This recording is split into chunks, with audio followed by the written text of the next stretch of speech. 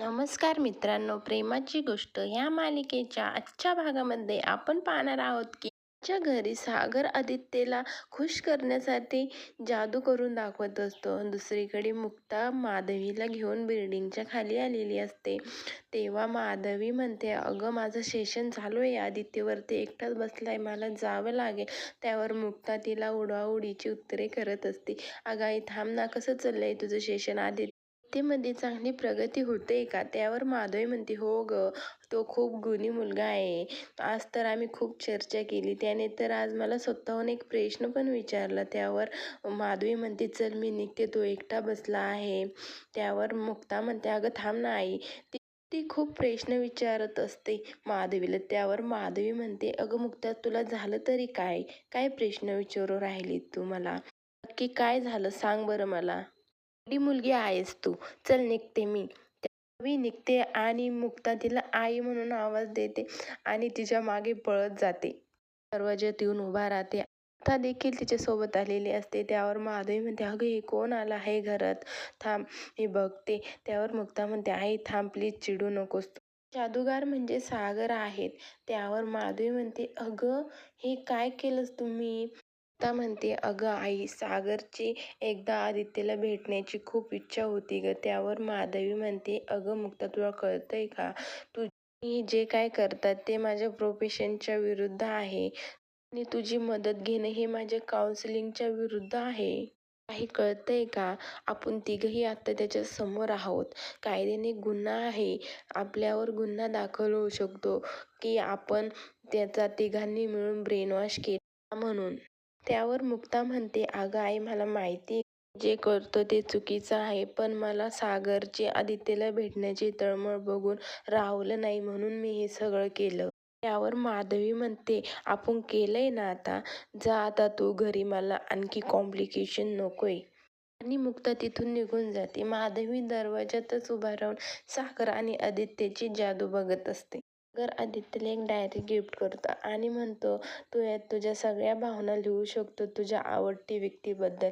तर आदित्य सागरला म्हणतो, थँक्यू, मला तुम्हाला भेटून खूप मजा आली. सागर लगेच आदित्यला मिठी मारतो आणि भावनिक होतो. माधवी हे सगळं दरवाज्यातून उभा राहून बघत असते. ती येते आणि दरवाजाची बेल वाजवते. त्यावर माधवी दरवाजा उघडते आणि सावनीला पाहून ती थप्प होते. तिला काय बोलावं ते काही सुचत नाही. त्यावर सावनी तिला प्रश्न विचारते. माधवीला साईडला लुटून ती घरामध्ये शिरते आणि बघते तर काय, आदित्य आणि जादूगार खेळत असतो. सागर आदित्यला पुन्हा एकदा मिठीमध्ये घेतो, जाते आणि आदित्यला मागे ओढते आणि म्हणते, कोण आहात तुम्ही? कोणी असाल, मला काही माहिती नाही. तुम्ही माझ्या मुलापासून लांब राहायचं. त्यावर माधवी येते आणि म्हणते, अहो सावनी, तुम्ही काय बोलताय? मीच बोलावलं आहे त्यांना, ते जादूगार आहेत. आदित्यने खूप इम्प्रूव्हमेंट दाखवली ना, म्हणून मी त्याला बक्षीस म्हणून बोलावलंय. सावनी म्हणते, आदित्य खाली जा आणि गाडीत जाऊन बस, मी आलेच. सागर आदित्यला म्हणतो, आदित्य थांब, आणि त्याच्या हातात त्याची डायरी आणि गुलाबाचं फूल देतो आणि आदित्य त्याला पुन्हा एकदा म्हणतो की थँक्यू आणि म्हणतो, तुम्ही उद्या येताल ना, मला खूप मजा आली. सागर आदित्यच्या डोक्यावर हात ठेवतो आणि म्हणतो, तू बोलावलंस ना, नक्की येईल. आणि आदित्य म्हणतो की हा बाय फ्रेंड आणि मॅम, आणि तिथून निघून मी मनातच विचार करते, हा आवाज ओळखीचा वाटतोय. हा नक्की सागर आहे, जादूगार बनून आलाय वाटतं आदित्यला भेटायला. मी याला आत्तासुद्धा अरेस्ट करू शकते, पण मी असं करणार नाही. नाही तर त्याला आदित्यची सिंपती मिळेल. हे सगळं मला सिद्ध करायचं आहे की हे सगळं मुक्ताने घडवून आणलं ते. त्यामुळे मी आता शांत बसते. वर सावनी निघते आणि माधवीला रागात म्हणते, मिसेस गोखले, तुम्ही समजावं तुमच्या मुलीला. तुमच्या मुलापासून लांब राहायचं, नाही तर मी अशी हालत करेल ना तिची, आयुष्यभर पस्तावेल. तुमच्याच भाषेत समजावा तिला, नाही तर खूप महागात पडेल तिला. त्यावर माधवी सावनीला म्हणते, असं बोलण्याची काही एक गरज नाही, तुम्ही आधी शांत व्हा. यात माझ्या मुलीचा काहीही हात नाही. मी आदित्यसारखी अशी अनेक मुले सॉल्व केली आहेत आणि आदित्य हा त्याच्या शाळेकडून माझ्याकडे आलाय आणि तुम्ही बघा ना, 2-3 दिवसात त्याच्यात किती फरक झालाय. तो त्याच्या वयाप्रमाणे एक्सप्रेस करतोय. मी म्हणते मला काहीच बघायची गरज नाहीये. सागर आणि मुक्ताला तुम्ही त्याच्यापासून लांब ठेवा, नाहीतर मी तुमच्या अख्ख्या कुटुंबाला जेलमध्ये पाठवेल. हे लक्षात असून देत. तिथून निघून जाते आणि सागरकडे बघते आणि म्हणते स्वामी आहे. दुसरीकडे हर्षवर्धन सावनीला पॉवर ऑफ अटर्नीचे पेपर दाखवतो आणि म्हणतो की ते पेपर येईपर्यंत तर तुझा प्लॅन फुल प्रूफ होता ना.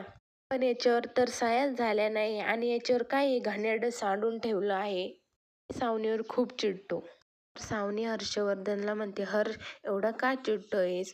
परत पाठवता येईल पेपर. त्यावर हर्षवर्धन म्हणतो, हो तुझ्यासाठी तर सारं सोपंच आहे. मला नाही वाटत हे पेपर्स बाय चान्स सुकले असतील त्याच्या नजरेतून. त्याने मुद्दामून हे असे केले असते, त्याला सगळं कळालं असेल. आणि दुसरे पेपर बनवायचे असेल ना तर आपल्याला खूप सिरियस राहावे लागेल. हे असं लाईटली घेऊन नाही चालणार. एवढ्यात आदित्य पळत येतो आणि म्हणतो, हर्ष पप्पा आज काउन्सिलिंगमध्ये खूप मज्जा आली. एक जादूगार आला होता आणि तिने खूप जादू करून दाखवल्या आणि आम्ही गाणे लावले आणि त्यावर नाचलो पण. त्याने मला ही डायरी आणि हे गुलाब पण दिलंय. खूप मज्जा आली. त्याने ज्या काय जादू करून दाखवल्या होत्या ना मला, त्या मला सगळ्या येत होत्या, कारण मला सागर पप्पाने लहानपणी शिकवल्या होत्या. मला तो जादूगार खूप आवडला आणि आम्ही जादू करत असताना त्या काउन्सिलिंग मॅम आल्या. मला वाटलं त्या ओरडतील आम्हाला. पण आम्हाला त्या काहीच बोलल्या नाही. सुरुवातीला मला असं वाटत होतं की काउन्सिलिंग हे सगळं बोरिंग आहे, पण आता मला खूप मज्जा येते. त्या मॅमनी मला सांगितलं, काही झालं तरी रागवायचं नाही. तर आपल्याला ज्या व्यक्तीचा राग आला असेल ना, त्या व्यक्तीने आपल्यासाठी काय चांगलं केले ते आठवायचं. आपला राग पटकन कमी होऊन जातो. आणि म्हणतो, त्यांनी त्या दिवशी सगळे फोटो लावले होते माझ्या लहानपणीचे, पप्पांनी खांद्यावर बसलेले सगळे फोटो. ते बघून मला खूप बरं वाटलं. आणि आदित्य सावनीला म्हणतो की मम्मा एक क्वेश्चन विचारू?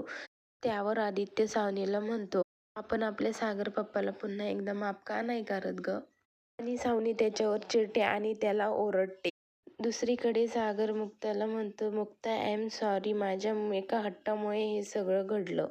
आणि नेमकं सावनीला पण आजच यायचं होतं. त्यावर मुक्ता म्हणते की आपण काय करत असतो ना, आपण निगेटिव्ह गोष्टी अट्रॅक्ट करतो. आपण आईच्या ह्या काउन्सिलिंगच्या क्लासेमध्ये यायलाच नको होतं. हो सागर म्हणतो, हो ती साईला खूप उलटसुलट बोलली, त्यासाठी मी माफी मागून आलो आहे त्यांची. मी तुम्हाला पण सॉरी म्हणतो आणि थँक्यू. पण आज तुमच्यामुळेच माझ्या आयुष्यात काहीतरी चांगलं आणि मोठं घडलं.